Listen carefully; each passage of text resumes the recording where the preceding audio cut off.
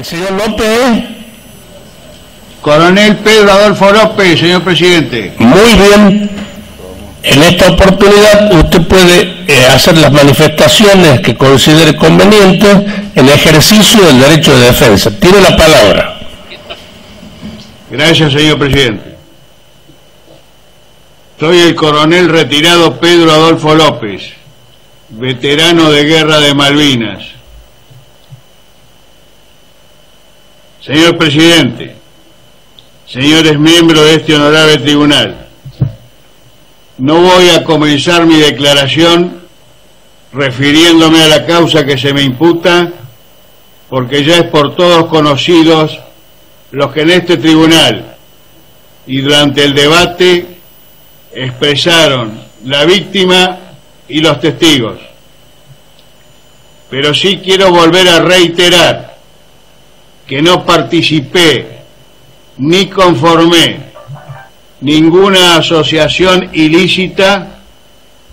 De haber sido así, mi asociación ilícita era la de pertenecer al ejército argentino. Tampoco recibí ni impartí órdenes que no fueran las estipuladas en los reglamentos y leyes militares. De haber obrado en contrario, hubiera sido juzgado por el Código de Justicia Militar y su reglamentación. Me voy a referir al contexto personal profesional, histórico general, psicológico y jurídico. En lo personal, hemos escuchado diferentes testimonios de personas que en la mayoría de los casos narraban lo que le habían contado otros parientes, amigos o vecinos, y en algunos casos testigos que aún no habían nacido. En mi caso particular, todos eran testigos de oídas, cada uno con relatos o versiones diferentes, reconstruyendo hechos sobre los dichos o expresiones de otros. También quiero aclarar que no estoy de acuerdo ni comparto el secuestro, tortura, desaparición de personas y o sustracción o apropiación de menores. Reconozco que muchos familiares de personas desaparecidas y otras víctimas se hayan expresado de la manera que lo han hecho, porque han perdido a un ser querido y o soportado otras clases de tormento. Sé y comprendo cómo se deben sentir, sobre todo aquellos que, sabiendo que un miembro de su familia pertenecía a una organización armada, no pudieron hacer nada para revertir esa situación, viviendo con el temor permanente de que algo malo ocurriera. También recordemos que en muchos casos, cuando alguien era detenido, vecinos, amistades y hasta familiares, muchas veces ante tal hecho expresaban: algo habrán hecho. Digo esto porque esa época la viví y sufrí en carne propia junto a mi señora y nuestros dos pequeños hijos. Corrí el año 1974 y estaba destinado en el Batallón de Ingenieros de Combate 101 en San Nicolás, lugar donde además somos oriundos mi señora e hijos, cuando las organizaciones subversivas terroristas marxistas incrementaron sus ataques a instalaciones policiales, asesinando civiles, militares, gremialistas, empresarios y a todo aquel que se opusiera a sus intereses o intenciones, no importándoles los daños o efectos causados a otros. Ya en enero de 1974 se había producido el ataque a la guarnición militar de Azul. El 4 de abril de 1974 fue asesinado por el ERP Antonio Magaldi, que era el secretario general de la CGT regional de San Nicolás. Su asesinato fue publicado en la revista Estrella Roja número 32 del 30 de abril de 1974. Con mi señora e hijos vivíamos en un chalet sobre la vieja Ruta 9, antes del Arroyo del Medio, y era común soportar hostigamiento desde vehículos que pasaban a gran velocidad efectuando disparos de armas de fuego.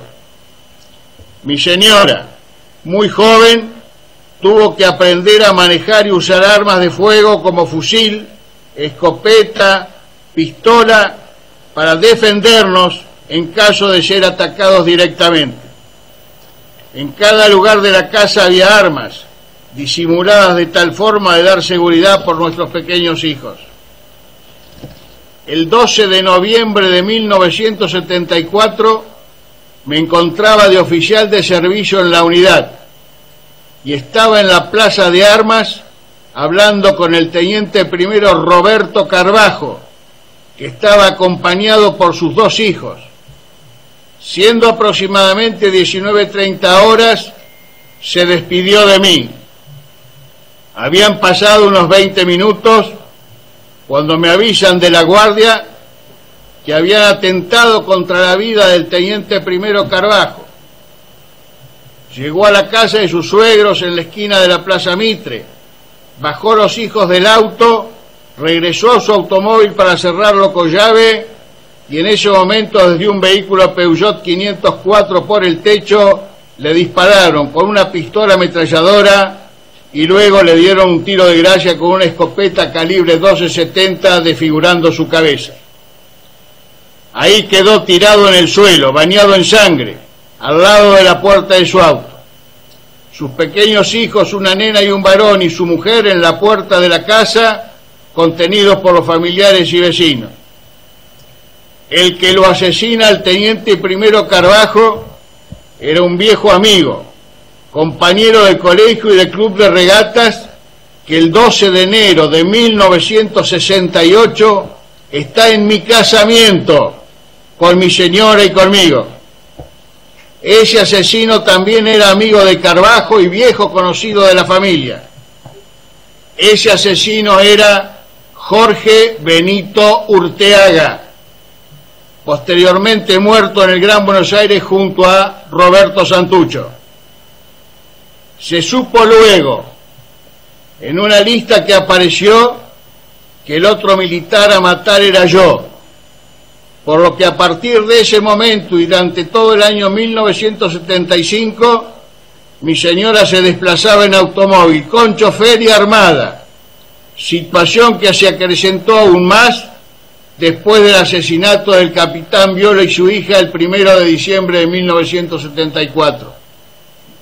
Mi amigo, mi compañero de colegio y de club, era quien me iba a matar. La familia Urteaga, radicales todos. Su padre fue presidente de Lotería Nacional y Casinos en el gobierno de Doctor Ilia, era amiga de la familia de mi señora y de la mía. Todo este plan respondía a una orden de la cúpula del ERP llamada Operación Masacre de Capilla del Rosario, que determinaba que se debían ejecutar tantos militares como compañeros muertos en el fallido ataque al cuartel de Catamarca. Señor presidente, por eso les digo que sé lo que se siente cuando uno está amenazado de muerte. ¿Por qué la muerte de Carbajo la mía? Porque ambos pertenecíamos a familias tradicionales de San Nicolás. Mi abuelo había sido dirigente radical e intendente en el año 1921. Y esa muerte no era solo la de un militar, sino la conmoción que causaba en la sociedad nicoleña. Vuelvo a repetir, esa época la viví y la sentí en carne propia. Por eso no acepto que quieran tergiversar la historia. La muerte la tuve a mi lado. Aprendí a convivir con ella durante esa época y durante la Guerra de Malvinas, donde solo pedí a Dios me diera valor y dignidad para saber morir. Sobre el aspecto psicológico y sobre la base de los testimonios aquí oídos, quisiera exponer unos párrafos publicados en el Diario de la Nación de fecha 21 de marzo del corriente año, en su sección Crónicas del Mundo, El País Semanal, redactado por Mónica Cerverio Velaza, cuyo título dice: Cuando un falso recuerdo lleva a un inocente a la cárcel. En una parte dice: mezcla de ficción y realidad. ¿Qué mecanismos operan en la mente de una persona que identifica con total seguridad a un inocente como culpable? Muchas veces pensamos que la memoria es una grabadora que va almacenando recuerdos que se alojan en el cerebro y que permanecen allí intactos, incluso si no podemos acceder a ellos. De acuerdo con esta teoría, si logramos abrir una ventana, la imagen aflora clara y exacta, pero la psicología experimental y la práctica forense muestran otra realidad, que la memoria es dúctil, frágil y poco fiable, que puede añadir recuerdos de cosas que nunca sucedieron, modificar otras y a través de las técnicas adecuadas ser manipuladas por terceros. En definitiva, que la mente mezcla muy fácilmente realidad y ficción a la hora de reconstruir o construir nuestro pasado. Es lo que enseña a sus alumnos Margarita Díez Junco, catedrática de Psicología de la Memoria de la Universidad Autónoma de Madrid y autora, entre otros libros, de Testigos, Sospechosos y Recuerdos Falsos, edición Trota del año 2016. Uno de los objetivos de la asignatura es aprender a valorar la fiabilidad de las pruebas de reconocimiento visual.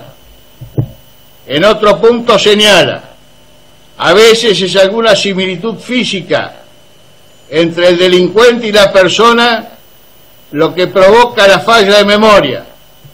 Otras veces el error procede de una sugestión. Los investigadores inducen al testigo voluntaria o involuntariamente a través de un reconocimiento fotográfico o una rueda no realizados correctamente. Juan José López Ortega es magistrado de la Audiencia Provincial de Madrid y uno de los jueces que más atención han prestado a la psicología del testimonio. En una entrevista celebrada en la Universidad Carlos III de Madrid, donde da clases, expresa: como juez, es muy difícil sustraerse a la potencia que tiene una víctima reconociendo un sospechoso, admite, pero hay que hacerlo. Puede estar confundida. No se debería fundamentar una condena si no hay otros elementos de juicio que corroboren la culpabilidad.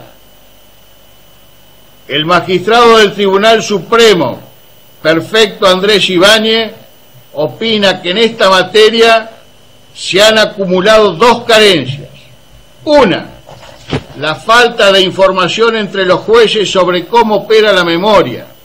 Otra, una mala cultura de la jurisdicción fundada en un sentido psicologista y autocrático de la libre convicción del juez que, supuestamente, podría decidir una condena basándose en las impresiones obtenidas de la lectura del lenguaje verbal y gestual de los testigos e imputados.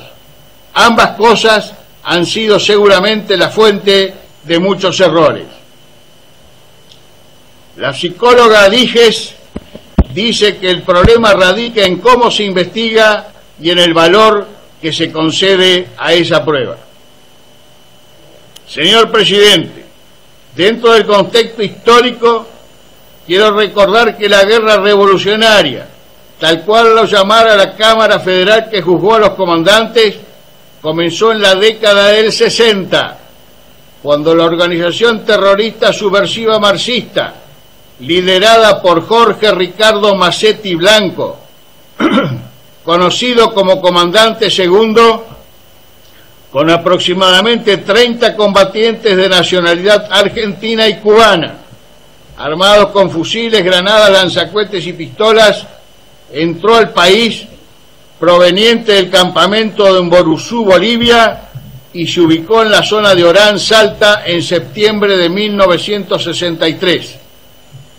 Este grupo había conformado el llamado Ejército Guerrillero del Pueblo para participar en lo que denominaron Operación Sombra. Estando en su campamento de Bolivia, Massetti redactó el código de conducta al que debían estar sujetos todos los integrantes de la organización, y que entre otras cosas estipulaba la pena de muerte por homosexualidad, por traición ante el enemigo y o por delación de sus camaradas, efectuar el aprovechamiento de la población civil, robar, violar a toda mujer, etc. El 21 de septiembre de 1963 se instalan cerca del río Pescado. Ante esta situación, el gobierno del doctor Ilia envía una mayor cantidad de efectivos de la Gendarmería Nacional. A comienzos del mes de marzo del 64, 5 meses después de haber ingresado a Argentina, se produce el primer enfrentamiento armado, con la toma por parte de la Gendarmería Nacional y la captura de 5 terroristas, armas y provisiones. Los que lograron escapar se reagruparon con Massetti. Varios murieron de hambre, otros en accidentes y o por falta de atención médica, y otros fusilados por Massetti por retrasar la marcha. El 21 de abril, en otro enfrentamiento, muere el cubano Hermes Peña y Jorge Guille, deteniendo a los restantes y llevados a juicio. De Massetti no se tuvieron más noticias, por lo que se toma el 21 de abril como fecha de su desaparición. Se cree que murió de hambre y o por herida a su accidente. Rodolfo Walsh, su compañero en Cuba, sabiendo de su muerte, le dedica un verso que dice: Massetti no aparece nunca, se ha disuelto en la selva, en la lluvia, en el tiempo. En algún lugar desconocido, el cadáver del comandante segundo empuña un fusil arrumbado. El 19 de agosto de 1964, en la Cámara de Diputados, el ministro de Interior, doctor Juan Palmero, decía: el movimiento guerrillero en el país se organiza con el objetivo fundamental de lograr el cambio de estructuras, de atentar contra la Constitución, la organización y los métodos y las formas de vida de nuestra República.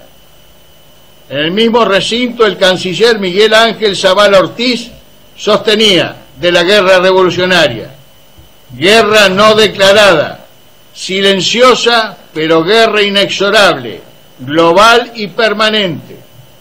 El comunismo se establece en la República de Cuba, se implanta como una organización revolucionaria de guerra permanente de tipo revolucionario, y vemos que Cuba se ha convertido en un foco de perturbación dentro de la sociedad americana. Desde las radios de Cuba se está haciendo permanentemente la incitación a la insurrección continental. Se prepara a jóvenes de todos los países. Desde la Argentina han ido 800, de los cuales 200 o 300 están recibiendo aprendizaje revolucionario en las escuelas especializadas. Después del ataque en enero del 74 a la guarnición militar de Azul, el teniente general Juan Domingo Perón expresó: todo tiene un límite. Se trata de poner coto a la acción disolvente y criminal que atenta contra la existencia misma de la patria y de sus instituciones. El objetivo perseguido por estos grupos minoritarios es el pueblo argentino, y para eso llevan a cabo una agresión integral. Por ello sepan ustedes que en esta lucha no están solos, sino que es todo el pueblo que está empeñado en exterminar este mal.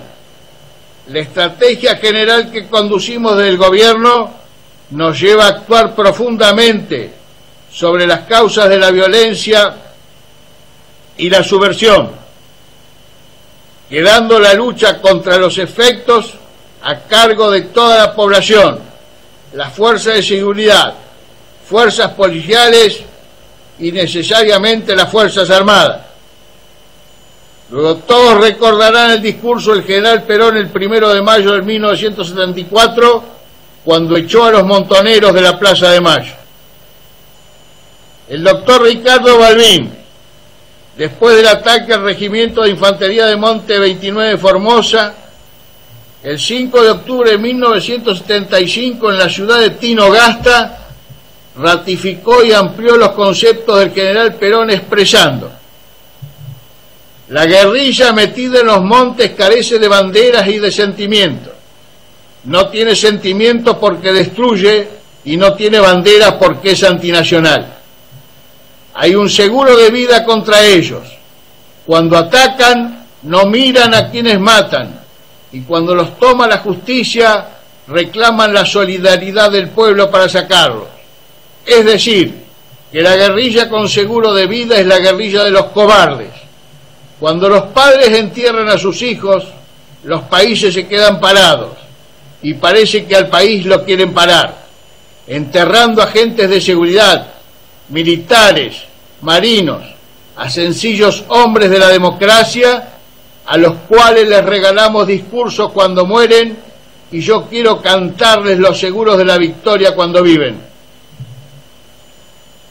El 16 de diciembre de 1975, el entonces ministro de Defensa, peronista, Tomás Botero, refiriéndose a la subversión, dijo: es determinación del gobierno no dejar de hacer nada de lo que esté dentro de nuestras facultades y de nuestro poder de decisión, hasta alcanzar su más completo exterminio.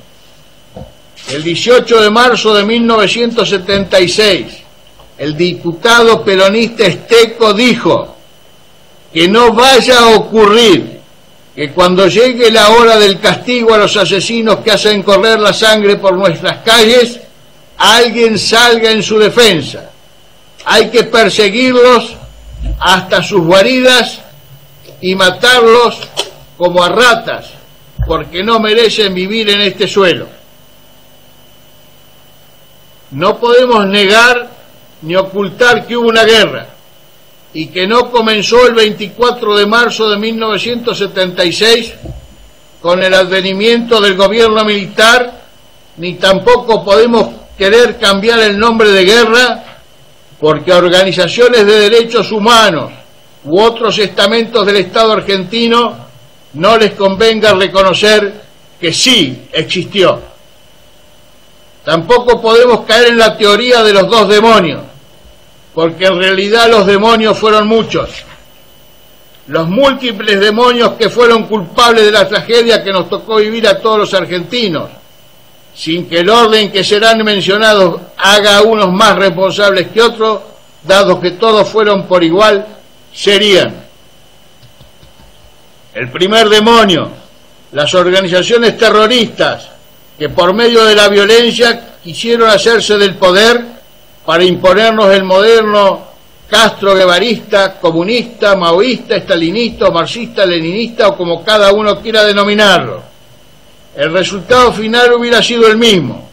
Ya hemos visto los padecimientos de los pueblos cubanos, colombianos con la FARC, el Ejército de Liberación Nacional, los venezolanos, camboyanos, narcoreanos o de cualquiera de las naciones que adoptaron el comunismo como régimen de gobierno. El segundo demonio es la corporación política, sin lugar a dudas, la de mayor responsabilidad en la tragedia, que alentó tanto a terroristas como a quienes los combatimos en el proceso de destrucción de la República. Recordemos lo expresado por Balbín a Videla: lo que tengan que hacer, háganlo lo antes posible.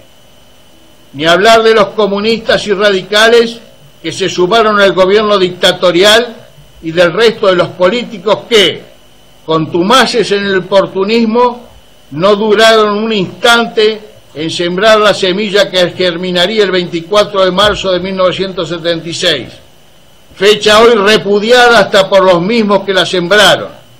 Muchos de ellos aún continúan enquistados en el poder de turno. El tercer demonio, la corporación judicial, que luego del asesinato del extraordinario doctor José Vicente Quiroga no quiso comprometerse ni arriesgarse, negándose a asumir sus responsabilidades en el juzgamiento de los terroristas capturados. El cuarto demonio, el constituido por los periodistas y los medios de comunicación social, que apoyaron tanto a unos como a otros, sin que en aquellos años les importara cómo combatíamos, en tanto y en cuanto se lograran los objetivos fijados. El quinto demonio, los intelectuales, que actuaron con la misma ligereza que los periodistas, apoyando tanto a terroristas como a las fuerzas legales, según sus ideologías, angustias u oportunismo. Muchos de ellos integraron las organizaciones terroristas. El sexto demonio, la Iglesia Católica, que envió a la muerte a miles de jóvenes enrolados en la teología de la liberación, o el tercermundismo, instándolos a sumarse a las organizaciones terroristas. El séptimo demonio, los docentes de colegios secundarios universitarios que, al igual que los curas tercermundistas, les inculcaban a sus alumnos reclamándoles empuñar las armas contra la sociedad argentina.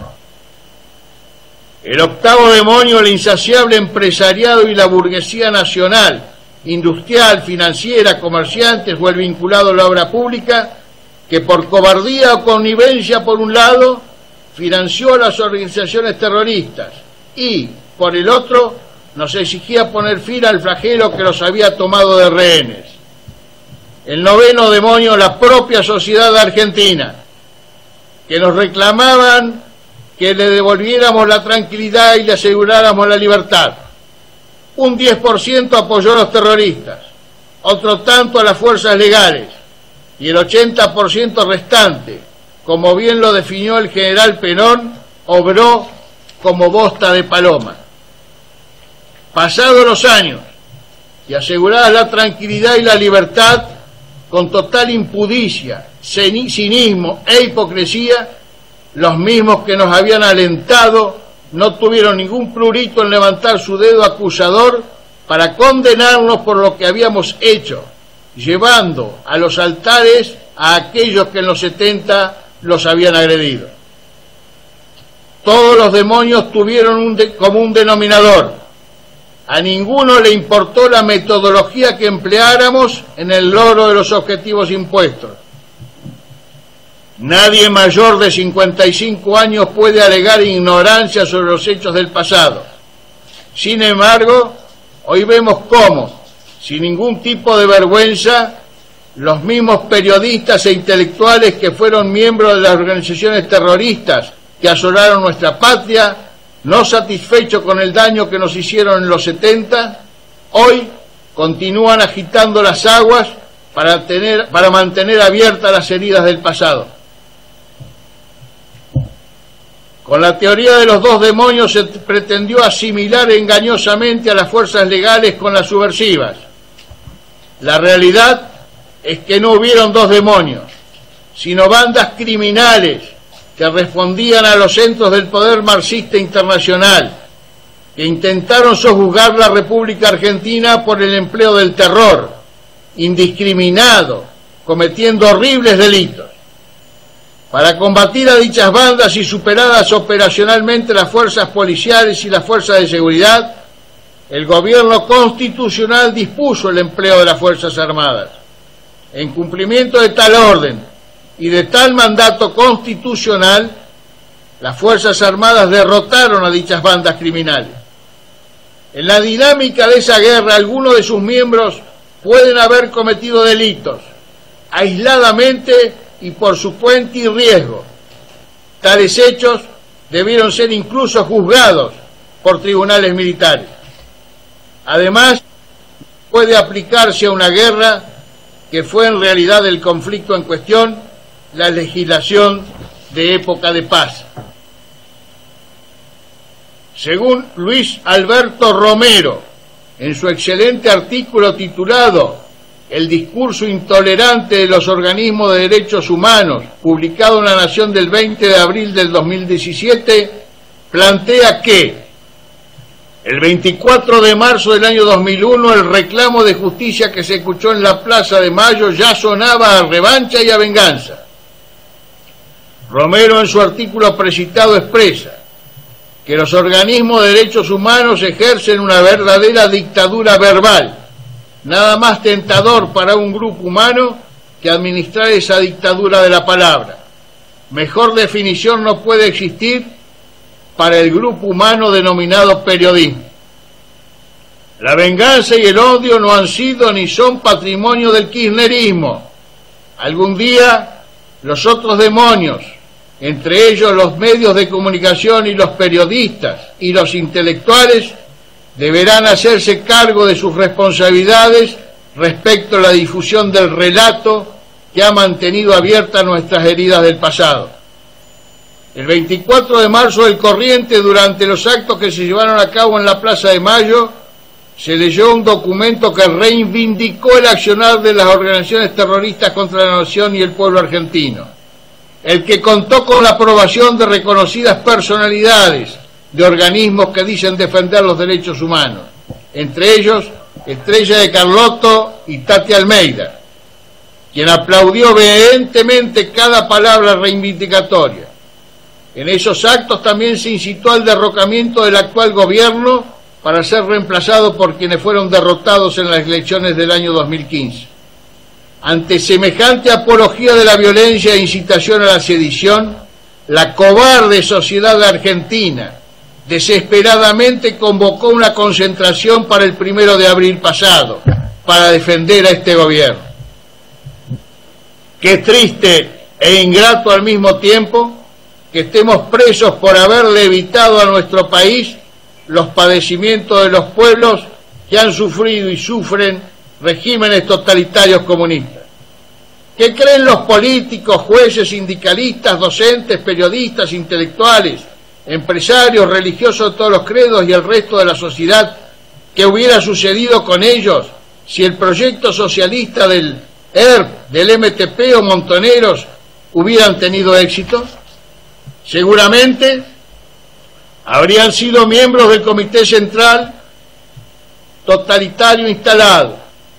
Muchos otros hubieran sido fusilados, otros eternamente hubieran sido privados de su libertad en cárceles horrorosas, en las cuales también hubieran sido muertos. Otros habrían terminado en granjas colectivas. Todos estarían haciendo largas colas en los depósitos para recibir las migajas del régimen para poder alimentarse. Y absolutamente todos habrían perdido su libertad. La libertad que quienes están presos les aseguramos hasta estos días, libertad que se les ha conculcado a los libertadores. Si los periodistas pretenden hacer un periodismo de calidad, como José Cretaz expresa en su artículo titulado El periodismo argentino y la urgencia por dejar de hacer lo mismo de siempre, publicado en La Nación del 15 de abril del año 2017, expresa: lo primero que deberían hacer es dejar de mentir, por cuanto ocultar o tergiversar la verdad es la forma más repugnante y cobarde de hacerlo, cosa que, por lo reiterada, ya se constituye en una metodología aceptada para engañar a la opinión pública.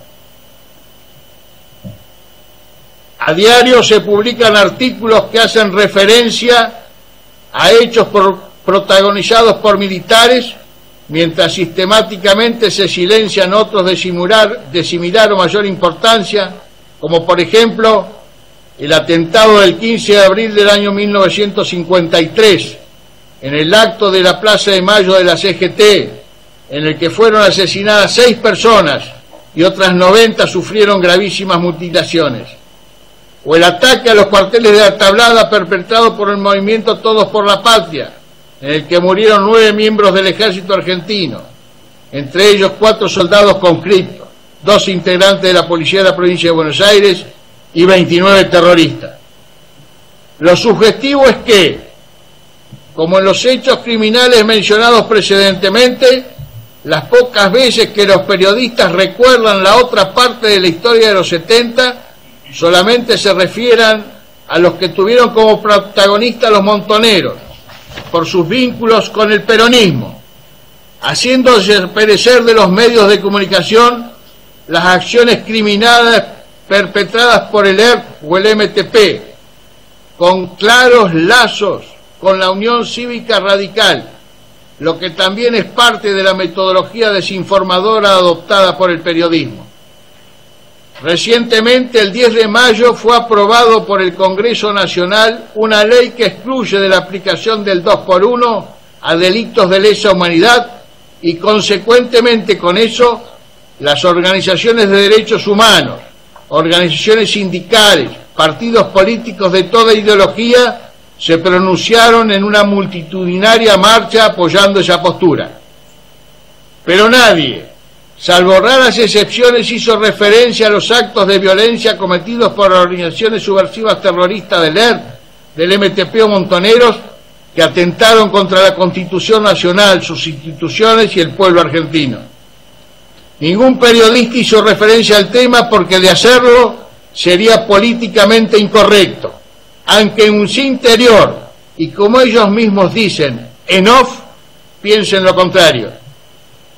El 11 de mayo en Radio Mitre, el periodista Willy Cohen, a las 07:30 horas, hizo un comentario sobre la marcha del día anterior diciendo: apoyaba la marcha de la ley del Congreso, pero ¿por qué no se hacía lo mismo con los terroristas que ocasionaron tanto daño a la población, poniendo bombas, asesinando, secuestrando y matando inocentes, donde muchos de ellos están viviendo en el extranjero u ocupando cargos y puestos en el Congreso Nacional, gobiernos provinciales y hasta periodistas haciendo apología de sus actividades terroristas en los 70s que gozan de libertad? También escuchamos a la diputada Victoria Donda, que dice que sus padres mataban con orgullo, al senador Abal Medina, que su tío no asesinó al general Aramburu, que lo ajustició, al actor Gerardo Romano, que dice que los montoneros mataban con respeto. La periodista Liliana Franco reconoció en el programa de televisión de la cual es panelista haber sido una joven militante del ERP y junto a otros compañeros en su casa solo preparaba bombas Molotov para distraer a la policía. Sinceramente no sabía que a la muerte se la puede categorizar y adjetivizar de diferentes maneras y de acuerdo con quién o quiénes la ejecutan y o contra quiénes lo hacen. Señor presidente, no estoy haciendo una valoración de este tribunal, sino de toda la sociedad argentina. O sea, lo peor que nos puede suceder es que no tengamos memoria y seamos tan hipócritas.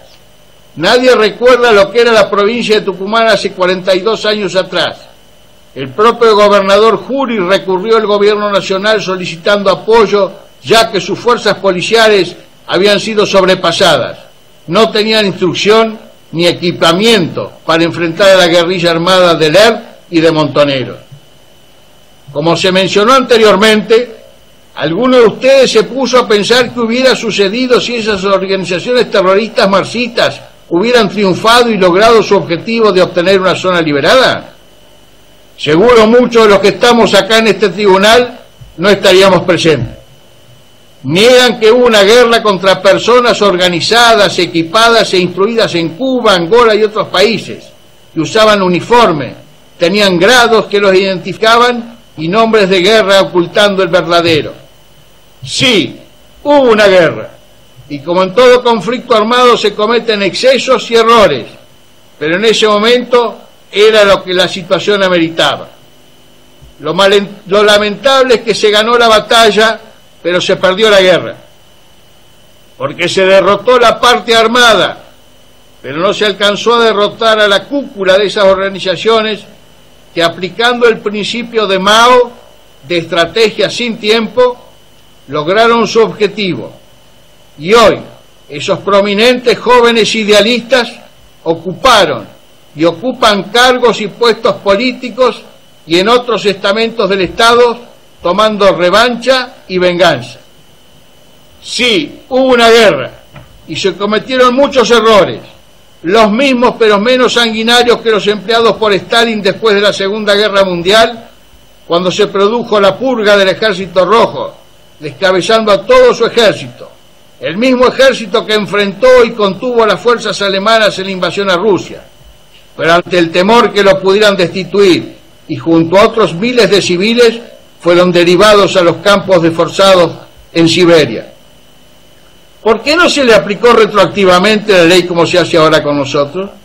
¿Quién dijo algo? Nadie, porque fue el ganador. Y la victoria tiene 100 padres, pero la derrota es huérfana. ¿Qué hicieron los franceses en la guerra de Argelia? A masacrar a un pueblo, y ahora quieren dar ejemplo de derechos humanos y se lleva al presidente a arrojar flores al Río de la Plata. La hipocresía, la falta de memoria y la mentira afloran permanentemente en los intereses por sobre la verdad y la realidad. ¿Quiénes actúan contra los Estados Unidos y sus aliados y o contra Rusia cuando en pos de la lucha contra el terrorismo para abatir un miembro de esas organizaciones arrojan bombas inteligentes, matando niños, civiles, destruyendo hospitales, escuelas y ciudades enteras? Nadie. Porque quedan redimidos, absueltos de toda responsabilidad o pecado por la bendita frase de daños o efectos colaterales. Esa frase también tendría que emplearse y aplicarse a lo sucedido en el país en la década del 70 y especialmente en Tucumán.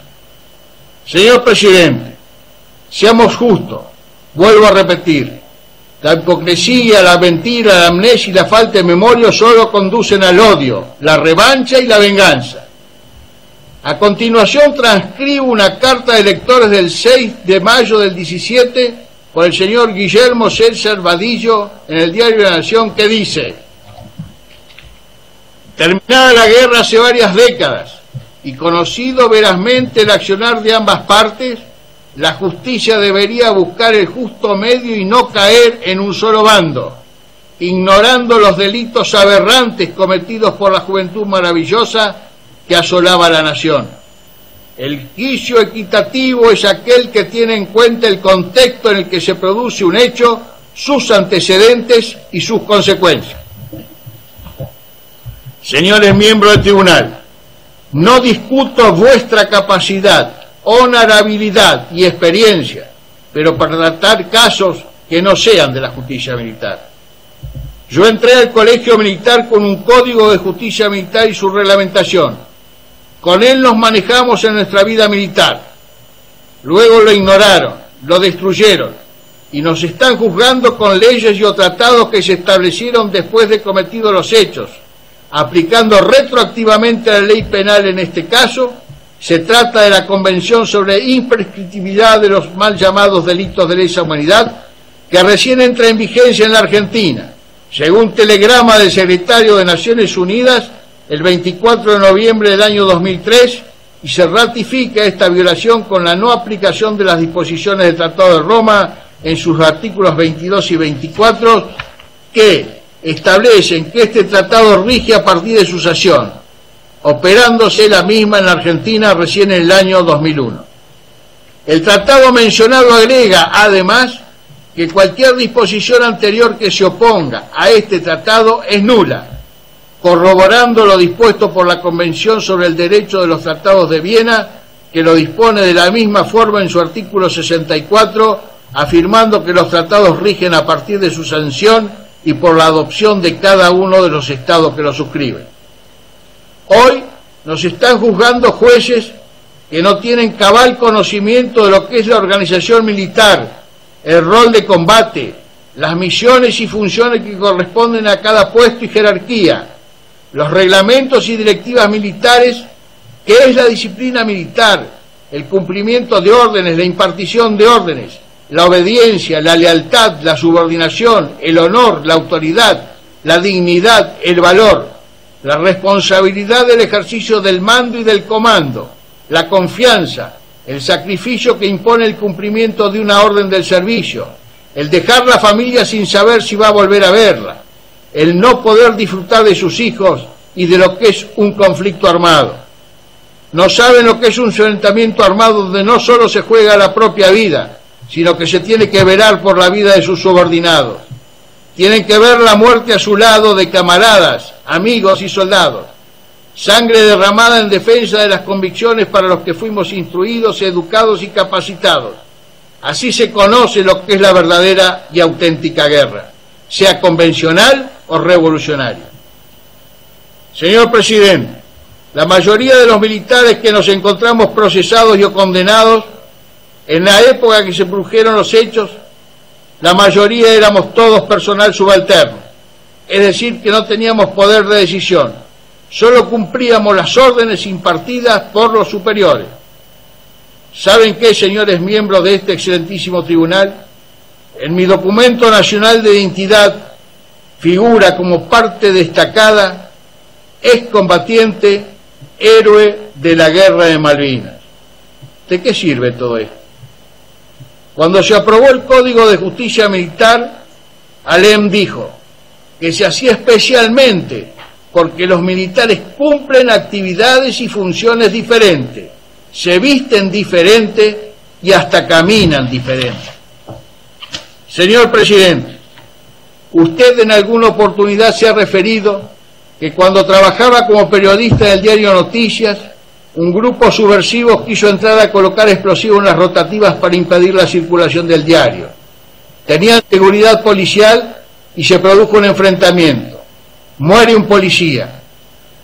¿Usted pensó que la muerte de ese policía que cumplió con su deber de defender y proteger el objetivo asignado posibilitó que a lo mejor usted no muriera y hoy tiene el honor de estar integrando la presidencia de este tribunal?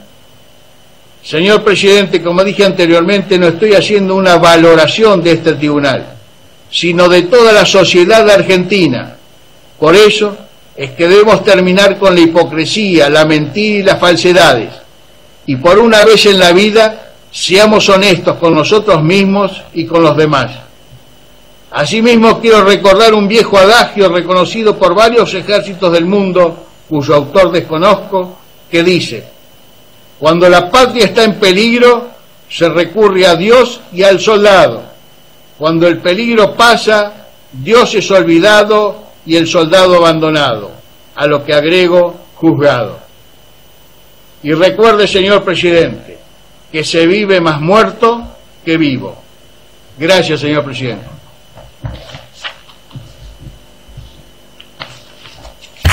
Muy bien, hacemos un cuarto intermedio de 5 minutos. Señor presidente, no se le pregunta al imputado si iba a decir pregunta. Señor López, ¿quiere contestar pregunta a usted? No, señor presidente, gracias. Bueno, muy bien.